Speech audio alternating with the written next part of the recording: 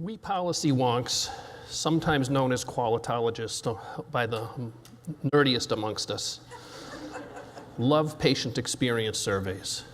It listens to the patient's voice and it furthers the triple aim. Unfortunately, nothing will agitate a group of physicians more than introducing patient surveys into their practice, other than introducing the surveys into their practice and tying the results to some portion of their pay. That will really get them howling. My clinical practice of 10 internal medicine practitioners was chosen to be part of a pilot project to introduce and spread the patient-centered medical home concept throughout the great state of Maine. One of the requirements of the pilot was to introduce patient surveys to our practice and report the results back to the practice and to the pilot. We found two things. One, during the measurement period, all of our patient satisfaction scores improved significantly. And two, during that time, our patient quality measures all improved significantly. Leadership of our large multi-specialty, multi-location group practice was so buoyed by the results that they had the bright idea to introduce surveys into all of our practices and tie a small portion of the physician pay to the outcome of the practices. That was when the trouble really started. You have all heard of Margaret Kubler-Ross's 4 stages of grieving on death and dying. There are 4 stages of grieving, physician data grieving also.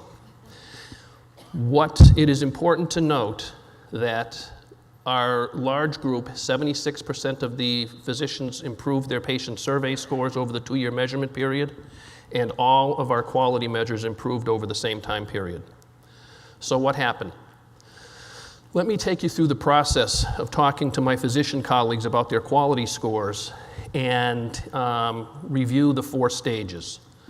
The first stage is denial and fear. Now, I can understand that. Try to remember how you all felt when you first were about to open your letter with your SAT scores in them. This was about how I felt when I was about to see my patient quality scores for the first time.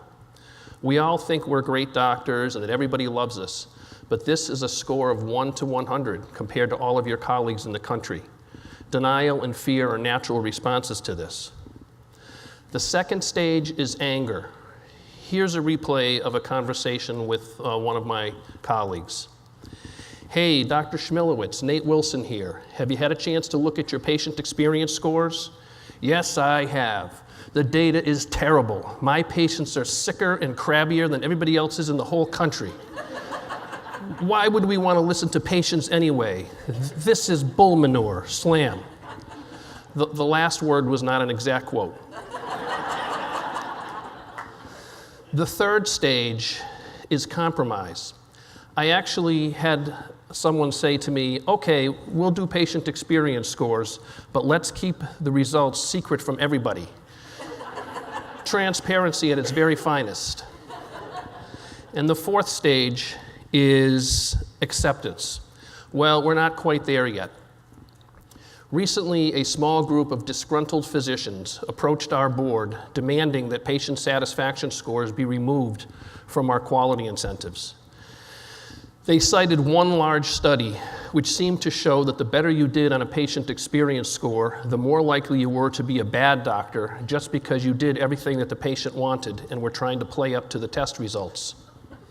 Many small studies have positively correlated patient satisfaction with quality outcomes, but this one large study trumps and seems to continue to trump all.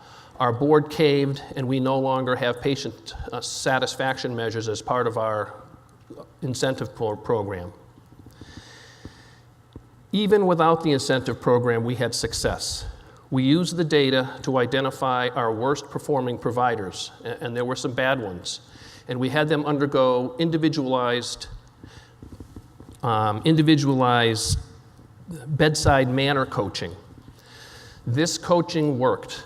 All who have undergone it have had significant improvements in their patient satisfaction scores and sometimes very dramatic improvements. We all believe that patient satisfaction measurements are and will continue to be an important part of reaching the triple aim.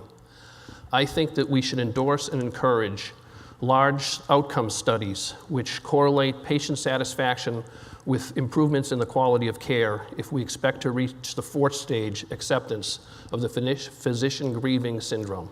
Thank you.